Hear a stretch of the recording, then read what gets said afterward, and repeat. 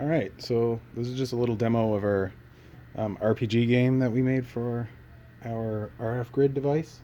So all I've got is a bunch of RFID readers embedded underneath of this, and then they relay any information about tags that they detect back to the host machine, which is running this RPG game.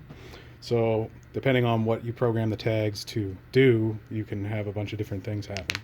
So for example, this RPG, I've got a couple music things. So the idea is that this map is set up as like an illithid layer in the Underdark.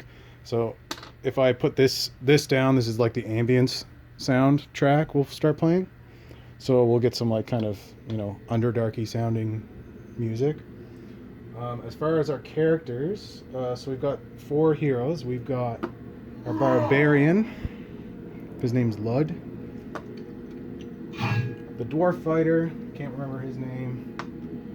The elven ranger and the mage.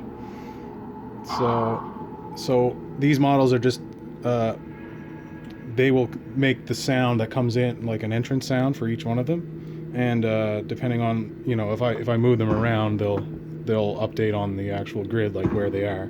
There's obviously going to be some lag because there's an Arduino polling for 64 readers at a time, so there's a little bit of lag, but it's not too bad. So if we want to also do turns, I've incorporated that. So I've got a little token here that will go to the first turn. Now I haven't had anyone's turn yet, so whenever I put this down, what it'll do is if the player's token isn't on screen, it'll like pan the map over to them. So Verona, which is our archer, it's her turn first. So I can just like move her around. This is mostly just to tell you whose turn it is, but it will also do the scrolling to find the token of the player whose turn it is. So if I go to the edge of the map, then it will automatically scroll the map. So let's say she, walks up and then ends her turn here. Now, if you want to see a little farther without having to move and put your character on the edge, there's also this. So whenever it's your turn, the idea is that you'll have this and this turn marker token. The idea was that I'm going to 3D print something that'll look sort of like an hourglass that wedges these, and then so when it's your turn, you just flip the thing over and then you're done. Otherwise, the bottom of the hourglass is just kind of like a movement feature, so it allows you to scroll through the map without having to actually move your character's avatar to a certain spot. So anyway, so let's say that's her turn. So that's over, so I can just end her turn by using that turn rotation token. So now it's Udagast's turn, and he's the mage, so it'll automatically pan to him. Now we can just kind of like walk around with him. So I'll just demonstrate, well, maybe scroll this way and do that. And let's say we end his turn there. Okay, so now it's Lud's turn. I can move the barbarian up. He ain't afraid of nothing. Now the only thing is now what happened there is I put it down, but the grid thinks that it's still there. So you have to take it up, allow it to detect that nothing's there, and then if you put it back in the same spot you had it, it'll update and scroll the map. So anyway, I can put this here, and then let's say that's the end of Lud's turn.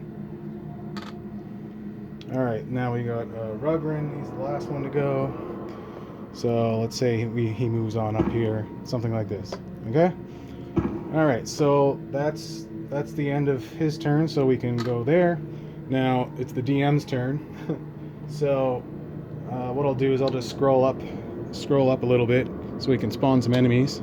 So I've got like 4 generic enemy tokens, and so they're just goblins. So whenever they come in, they'll play a specific sound.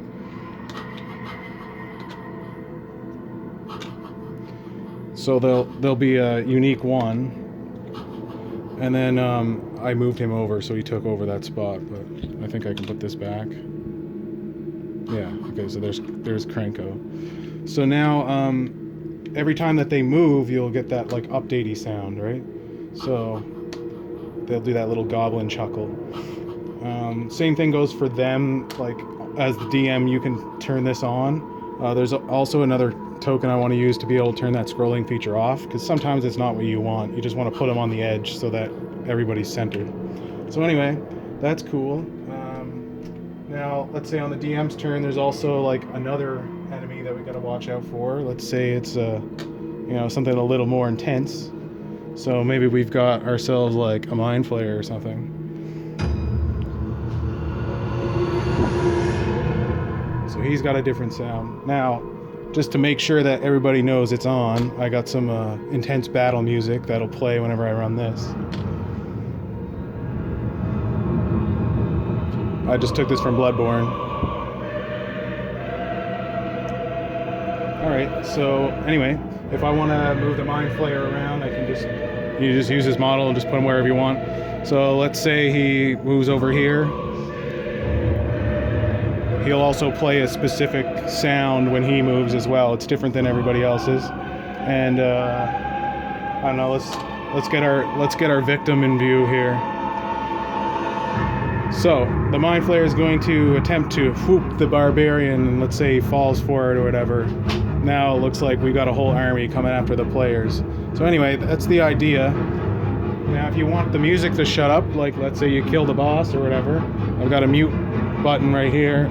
Put that anywhere and it will fade out the music within about 5 seconds or so. So there we go. Anyway, so that's like kind of a demo of how the RPG works. Hope you enjoyed.